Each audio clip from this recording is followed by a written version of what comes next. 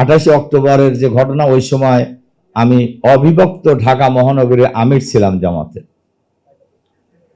আমি ছবিগুলি যখন দেখছিলাম, আমার সামনে 28 অক্টোবরের শাহাদাতের চিত্রটা আবার ভাসছিল, যে কিভাবে নৃশংসভাবে আমাদের ভাইদেরকে হত্যা করা হয়েছে।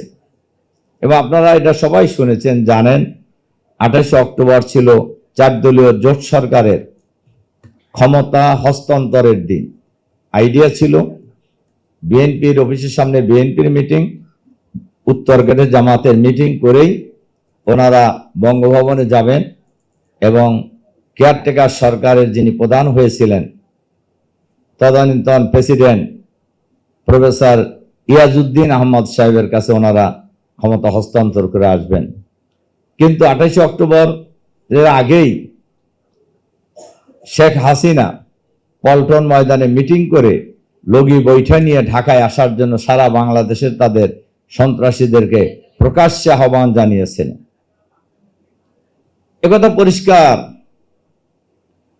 ঢাকা মহানগরীতে নৌকা চলে না, এখানে লগি বৈঠা নিয়ে আসার আহ্বান জানানোর উদ্দেশ্য কি?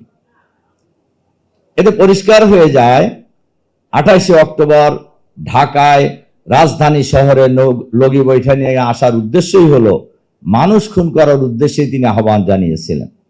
এবং সে অনুযায়ী তার দলের সারা বাংলাদেশের সন্ত্রাসীরা ঢাকায় আগমন করেছিলেন। আর আমাদের মিটিংয়ের আমাদের ভাইয়েরা, আমাদের মিটিং ছিল 3টায় বিকালে, সকাল থেকে যখন স্টেজ তৈরি করার কাজ করছিলেন, ঠিক সেই সময় তারা সারা দেশ থেকে, যেহেতু তাদের লোক ঢাকায় জমায়েত ছিল, তারা আমাদের টেস্ট প্রস্তুতকারী ভাইদের উপরে তারা আকস্মিকভাবে আক্রমণ করে শুরুতেই আমাদের 6 জন ভাই শহীদ হয়ে যায়। শহীদ হাফেজ শিফন, মাসুম, শ্রমিক নেতা হাবিবুর রহমান এবং জসিম, 6 জন ভাইকে ওই একদম শুরুতেই, অন্য লোকেরা জানার আগেই বলা যায়, তারা যেহেতু স্টেজের কাজে তারা নিয়োজিত ছিলেন, তারা শাহাদাতের কোলে ঢলে পড়ে। এরপরে তো অনেক ঘটনাই ঘটেছে আলহামদুলিল্লাহ। ওই দিনও আমাদের ভাইদের শহীদের লাশ এবং আহত লোকদের রাস্তায় পড়ে থাকার পরেও ওই সন্ত্রাসী বাহিনী কিন্তু 28 অক্টোবর পল্টন মোড় ক্রস করতে পারে নাই কোনো সময়।